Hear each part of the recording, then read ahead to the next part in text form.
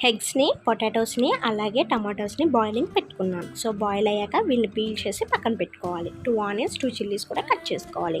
ఇప్పుడు కర్రీకి సరిపడా కడాయి పెట్టుకుని ఆయిల్ వేసుకుని ఆయిల్ హీట్ అయ్యాక ఆనియన్స్, చిల్లీస్ వేయించుకోండి. సో ఆనియన్స్, చిల్లీస్ వేగాక ఇందులోకి 1/2 టీ స్పూన్ వరకు అల్లం వెల్లుల్లి పేస్ట్ వేసుకుని అది కూడా బాగా ఫ్రై అయ్యే వరకు ఫ్రై చేసుకోవాలి. ఆ తర్వాత కట్ చేసి పొటాటోస్ వేసేసుకోండి. అలాగే టమాటోస్ని స్వీట్ సాస్ వేసుకోవాలి.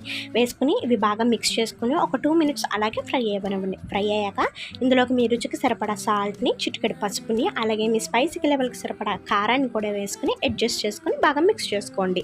ఒక 2 మినిట్స్ ఈ మసాలా అంతా పట్టేలా కలుపుకున్నాక ఇప్పుడు ఇందులోకి 1/2 గ్లాస్ కన్నా తక్కువ వాటర్ వేసుకుని మిక్స్ చేసుకోవాలి. ఆల్రెడీ కుక్డ్ పొటాటోస్ కాబట్టి వాటర్ ఎక్కువ అవసరం లేదు. కర్రీ కొంచెం దగ్గరకు అయ్యాక ఇందులోకి బాయిల్డ్ ఎగ్స్ని అలాగే కస్తూరి మేతిని వేసేసుకుని బాగా మిక్స్ చేసుకుని స్టవ్ ఆఫ్ చేసేసుకోండి. ఈ కర్రీ మీకు నచ్చితే like, share and subscribe. Until then follow my videos. Bye bye.